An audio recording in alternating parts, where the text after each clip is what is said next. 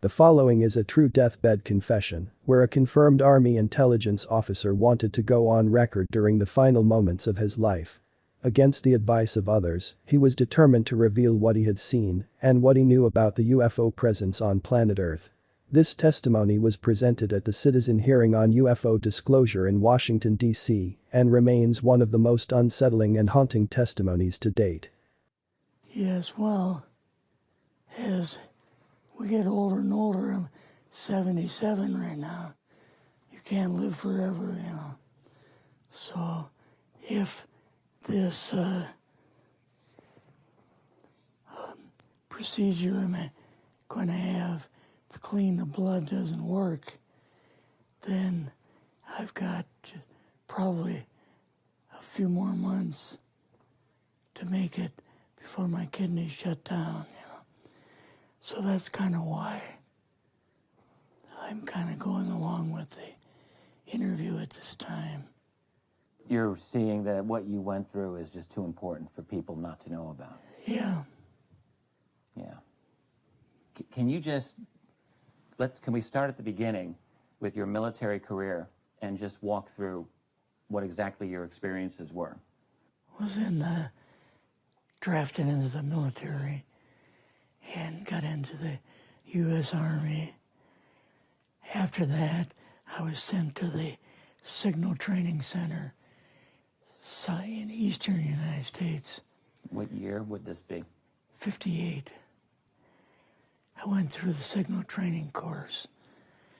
And at that time, I went through the radio teletype course and also the cryptography course, crypto. They had 5 instructors that were getting out of military service. So they pulled the top 5 students, and I was 3rd in the class. So I got pulled as an instructor. Now, were you at this time also working yet for CIA? No. Not yet? No. After one day, my boss came to me, and he said, how would you like to, make some extra money? And I said, oh, money is good. So he's explained to me that he could put it through, would have to get a top secret White House Q clearance for the job, And I thought, boy, must be a pretty exclusive thing, And I said, well, what is this?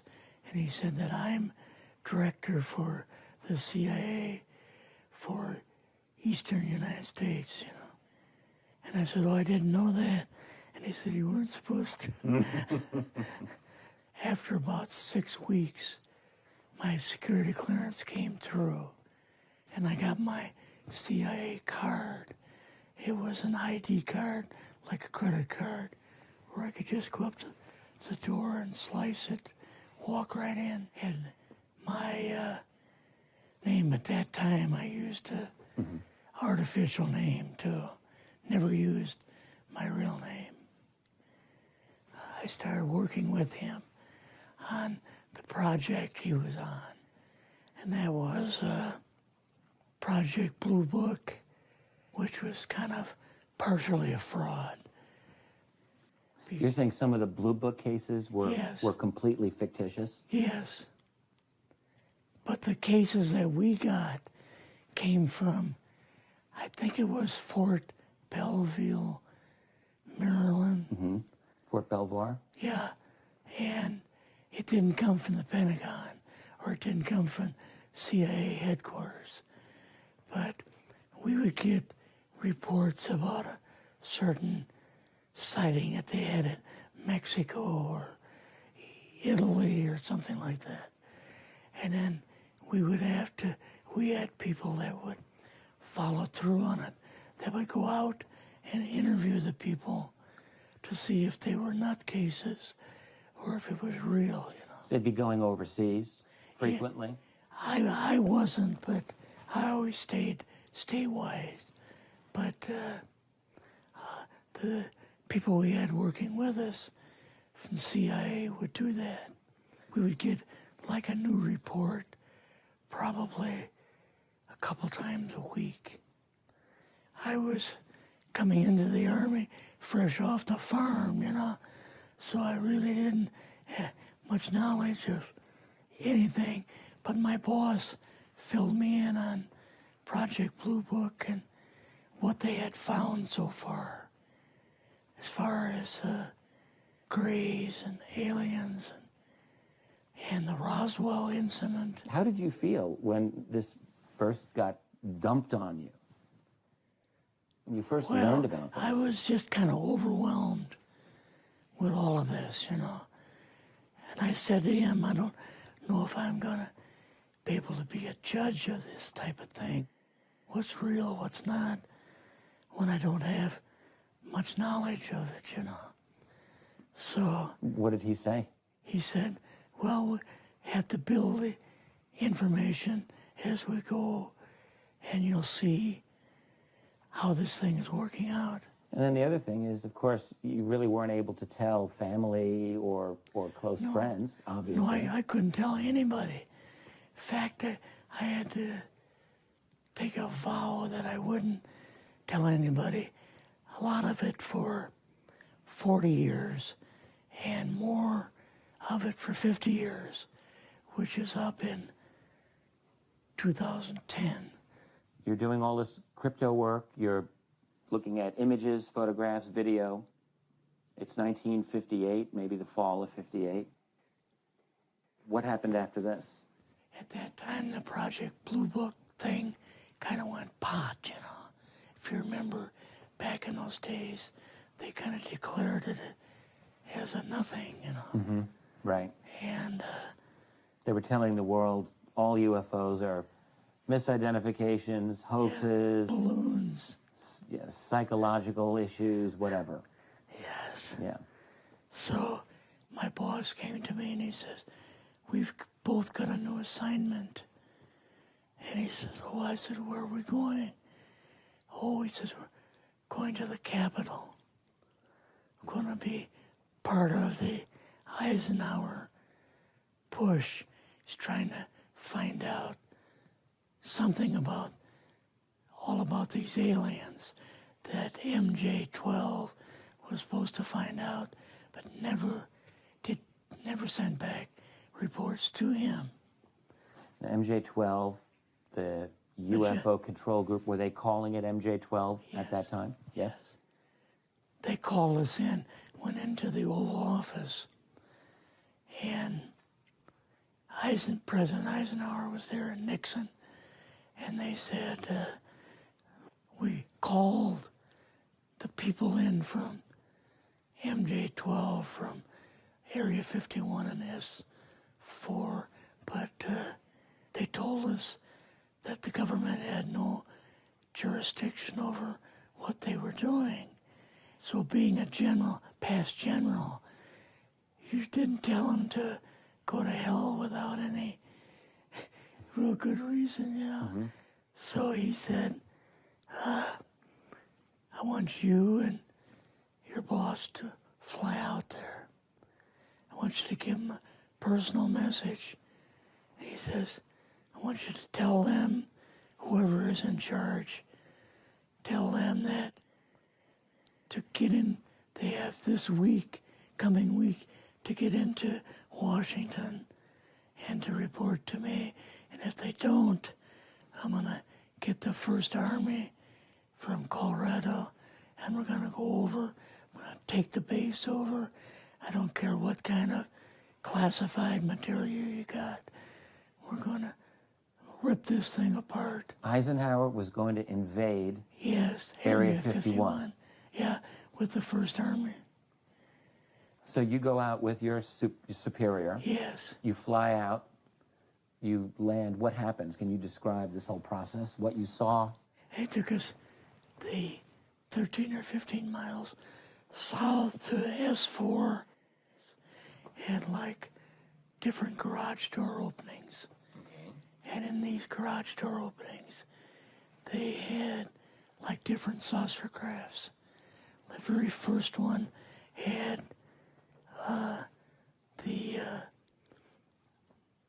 Roswell craft in. It was kind of crashed up, but apparently every alien that was in it died except for a couple. So you see the Roswell craft, and what are some of the others that you see? Well, the Roswell craft was really strange because it looked like real heavy aluminum foil. We could rock next to it, and you could rock it.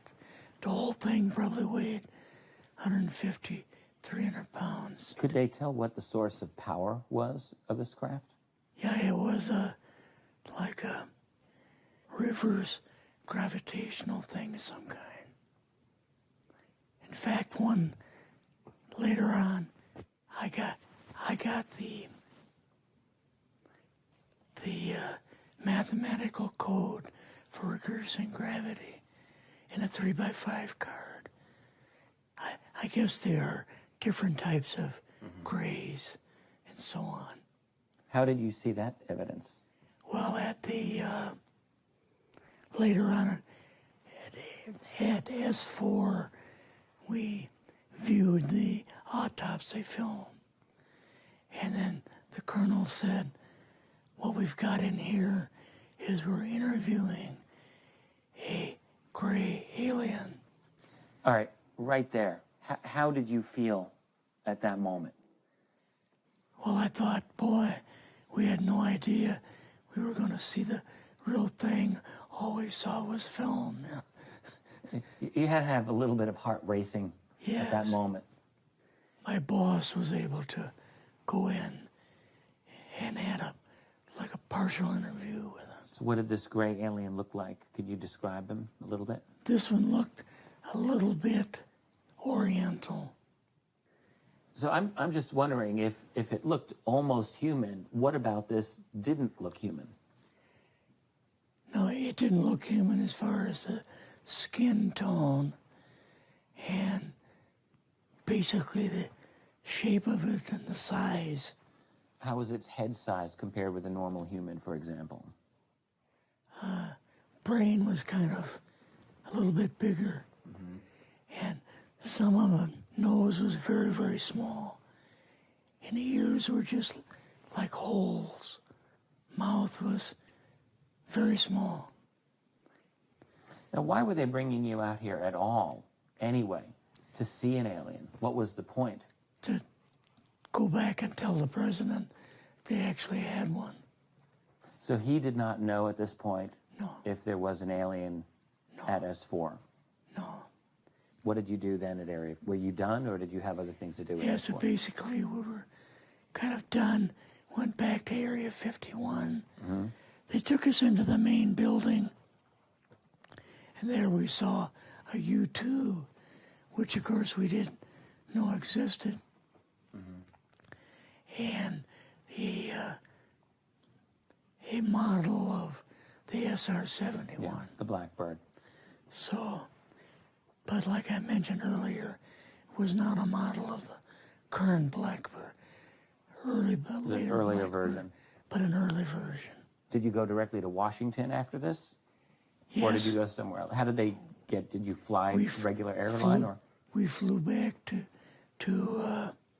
the commuter plane back to the air base, and then took President Eisenhower's Lockheed Electra back to Washington. You and your supervisor, Yeah. superior officer, and now you're meeting with the president? Yes. Can you describe this?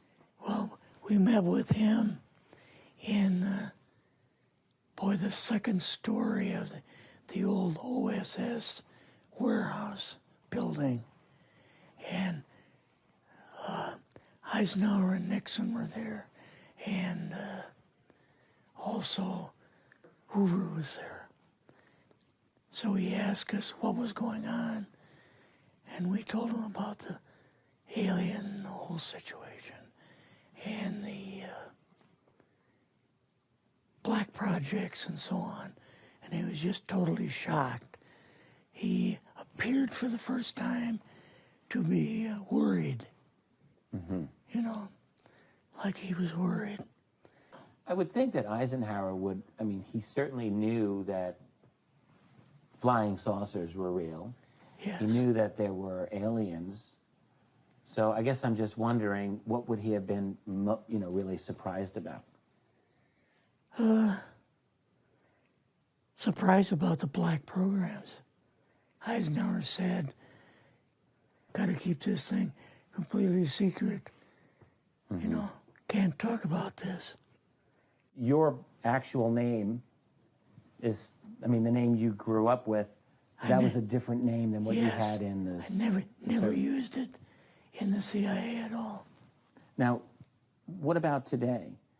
You're going on the public record, and this is still sensitive information, even though earlier you talked about, security oaths that maybe expire after a certain period of time. 50 years.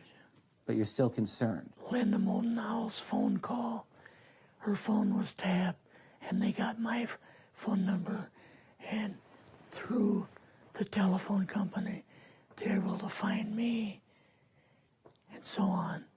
When they found you, what happened? I was going to a grocery store. Two guys in a black suits come out of a black Lincoln town car and came over to see me. And they told me that I'd better not publish anything or talk to Linda about any more things. So at that time, I did, I stopped. That was enough to intimidate you. Yes. Rather remain anonymous. Never show my face on anything.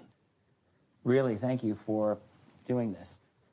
Yes, this was, I guess, kind of a good idea because I feel much better having talked about it.